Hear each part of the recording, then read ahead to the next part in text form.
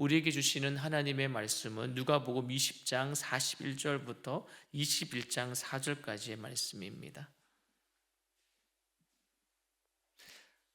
함께 읽겠습니다. 예수께서 그들에게 이르시되 사람들이 어찌하여 그리스도를 다윗의 자손이라 하느냐. 시편의 다윗이 친히 말하였으되 주께서 내 주께 이르시되 내가 내 원수를 내 발등상으로 삼을 때까지 내 우편에 앉았으리라 하셨도다 하였느니라. 그런즉 다윗이 그리스도를 주라 칭하였으니 어찌 그의 자손이 되겠느냐 하시니라.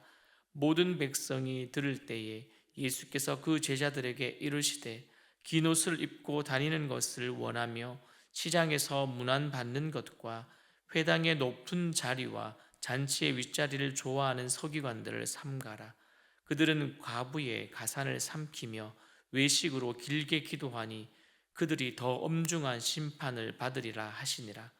예수께서 눈을 들어 부자들이 헌금함에 헌금 넣는 것을 보시고 또 어떤 가난한 과부가 두 렙돈 넣는 것을 보시고 이르시되 내가 참으로 너희에게 말하노니 이 가난한 과부가 다른 모든 사람보다 많이 넣었도다.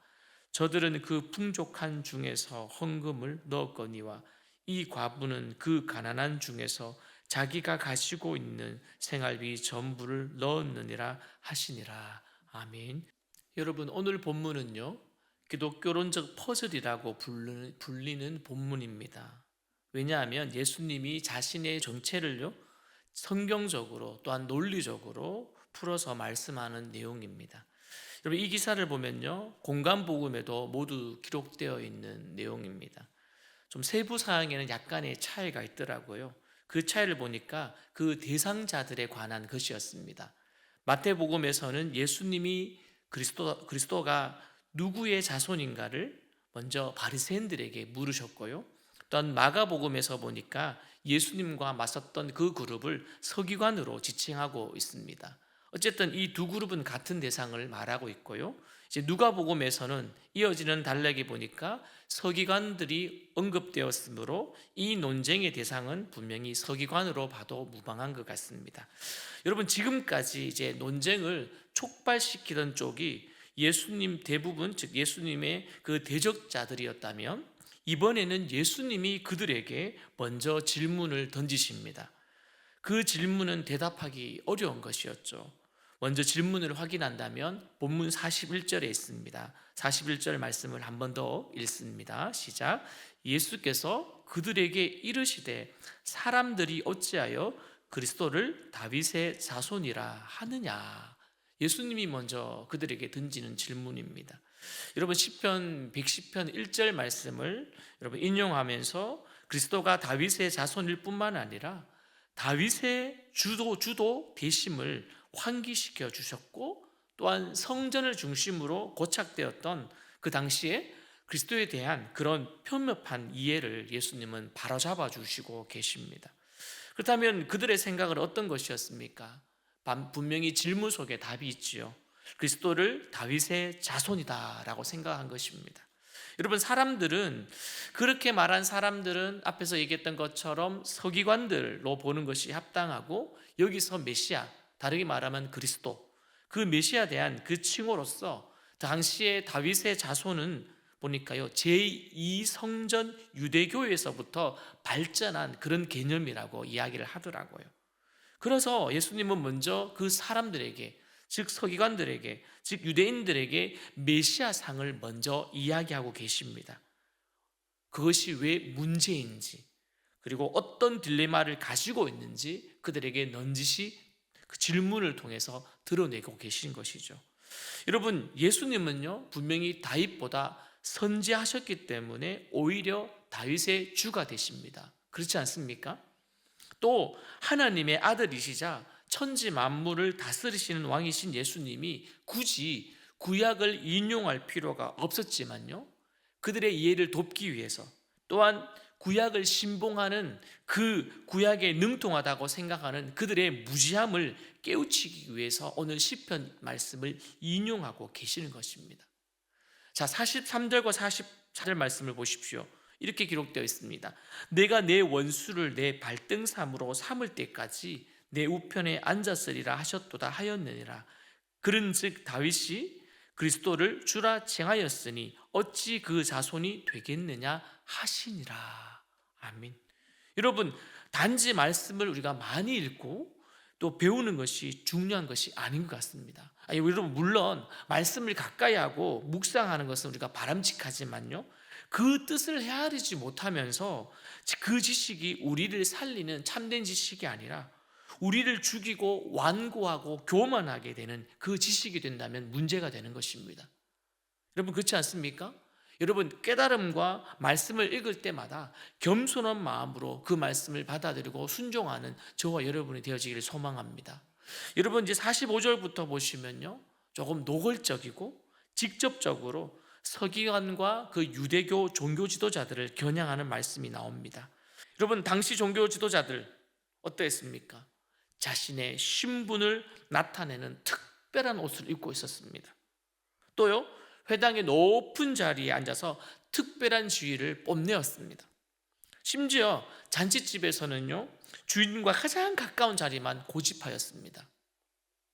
더군다나 오늘 성경은 과부의 가산을 삼키며 또 길게 기도하여서 마치 경건하다고 위선을 떨었습니다. 여러분, 눈뜨고 못 봐줄 그런 행동들을 많이 하고 있습니다. 이런 모습을 본 예수님은요, 그들에게 일침을 날립니다. 그들이 더 엄중한 무엇을 받는다고요? 심판을 받으리라. 공개적으로 그들의 외식을 지적하는 것이죠. 여러분, 우리는 어떻습니까? 우리는 이들과 같은 모습은 없을까요? 영적인 지도자들은요, 더 엄중한 심판을 받게 된다는 사실을 우리는 잊지 않아야 될 것 같습니다. 저와 여러분 말이죠. 교회에서 앞장서서 일하는 리더들 분들, 더 하나님의 일을 한다는 그 자리에 있는 분들은 오늘 말씀을 더 생각해야 될 줄 믿습니다. 하나님은 영적 영향력을 끼치는 자리에 있는 사람들을 더 높고 엄중한 기준으로 다루신답니다. 여러분, 신앙과요, 여러분 경건은요, 보여주는 것이 아니라 드러나는 것임을 기억하십시오. 우리가 보여주는 것이 아니라 드러난다는 것입니다. 자연스럽게 보이게 될 것이고요, 그 향기는요, 뿜어내게 된다는 것입니다. 날마다 그래서 우리는 하나님 앞에서 자신을 돌보고 살펴야 할 것입니다. 나도 모르는 사이에 위선을 떨고 있지는 않은지, 나도 모르는 사이에 높은 자리만 원하고 있지는 않은지, 나도 모르는 사이에 누군가에게 보여주기 위해서 하고 있는 것은 아닌지 말이죠. 부모의 자리에서, 교회의 직분의 자리에서, 많은 시간을 보내는 곳에서 우리는 더욱더 조심하게 코람데오의 삶을 살아야 될 줄 믿습니다. 여러분, 여전히 이제 성례에서 다른 광경이 또 예수님의 시선을 멈추게 합니다. 우리 21장 우리 1절과 우리 2절 말씀을 같이 읽습니다. 시작. 예수께서 눈을 들어 부자들이 헌금함에 헌금 넣는 것을 보시고 또 어떤 가난한 과부가 2렙돈 넣는 것을 보시고. 아멘. 여기서 부자와 가난한 자가 대조되지요. 여러분, 예수님이 언급하신 것처럼 부자는 풍족한 중에 헌금을 넣었다고 말합니다. 그런 생각이 들었겠죠. 또 가난한 사람은요, 가난한 중에, 맞습니까? 과부는 가난한 중에 헌금을 넣었습니다. 여러분, 헌금 넣는 장소도 또 그리고 헌금하는 행동도 헌금하는 모습도 비슷합니다. 별로 다르지 않습니다. 그렇다면 무엇이 다른 것이죠? 여러분, 무엇이 달랐습니까? 어떤 부분이 예수님의 시선을 멈추게 하였을까요? 예수님이 말해서, 예수님의 말씀에서 알 수 있듯이 그것은 아마 마음인 것 같습니다. 마음 말이죠. 3절에 보니 이 가난한 과부가 다른 모든 사람보다 많이 넣었도다. 우리는 여기서 단서를 찾을 수가 있습니다. 여러분, 사실 과부가 가진 돈은요, 2렙돈밖에 되지 않습니다. 이것은 그녀에게는요, 재산이었습니다. 재산, 전부였습니다. 전 재산이었습니다. 그런데 가난한 그녀는 마지막 2렙돈까지 성전에 바칩니다. 이에서 예수님은 어느 부자보다 더 많이 넣었다고 말씀을 하시더라고요. 여러분, 이것은 칭찬이 아닙니다. 우리는 지금까지 칭찬이라고 생각했죠. 저도 그렇게 생각했습니다. 그러나 설교를 준비하면서 조금 더 다른 부분을 알게 되었습니다. 칭찬이 아닙니다. 여러분, 그동안 우리들은 예수님의 칭찬으로 생각했습니다. 그녀가 가진 마지막 전부를 넣었기 때문에 예수님은 칭찬하셨다. 그러면 이것이 칭찬이 되려면 부자도 전 재산을 다 넣어야 합니다. 예수님의 칭찬이 아니라 오히려 탄식입니다. 왜냐하면 그녀가 가진 마지막 전부까지 마침내 저렇게 삼켜 버려야 됐냐, 이것을 다 헌금하며 넣어야 됐냐, 이런 부분이었습니다. 좀 이해가 되십니까?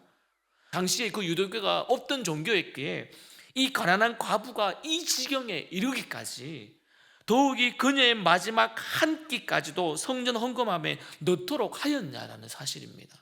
여러분, 심지어 가난한 사람들의 헌금까지 끌어모아서 그 성전을 유지하고 있는 게 말이 된다는 사실입니다. 그래서 그 위용을 과시하던 버젓이 서 있었던 그 화려한 성전, 그것을 유지하기 위해서 가난한 과부의 전 재산까지 몰수하는 그 모습을 보고 예수님의 칭찬이 아니라 탄식이라는 사실입니다.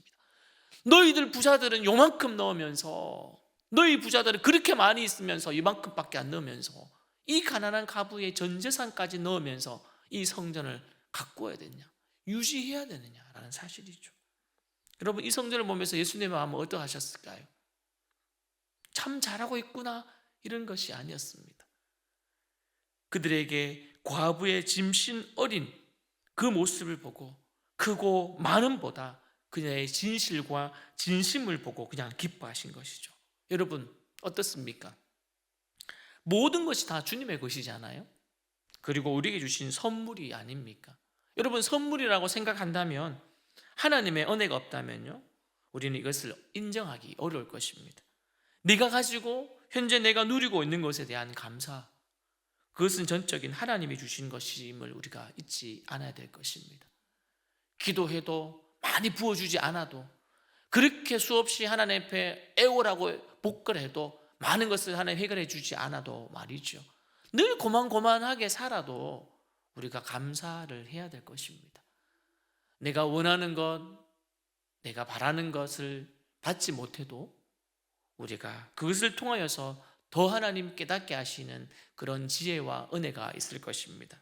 사랑하는 성도 여러분, 더불어서요, 바른 신앙을 소유하는 자답게 우리는 하나님의 것, 그것을 하나님께 돌려드리는 그런 신앙인으로 살아야 될 줄 믿습니다.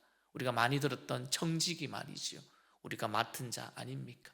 오늘도 혹여나 우리가 성도들의 삶을 보면서 가난하고 어렵고 힘든 성도들이 하나님 앞에 드리는 그 물질 왜 적으냐, 이렇게 우리가 바라보는 것이 아니라 작은 아이의 손에서 오는, 고사리의 손에서부터 오는 작은 헌금부터, 우리의 시니어 지구 이르는 우리의 믿음의 선배들이 드리는 헌금부터 많은 것이 모여서 교회가 세워져 갔고, 20주년이 된 이 교회가 그 눈물 어린 헌금으로 지금까지 우리는 하나님의 사역들을 감당해 왔습니다.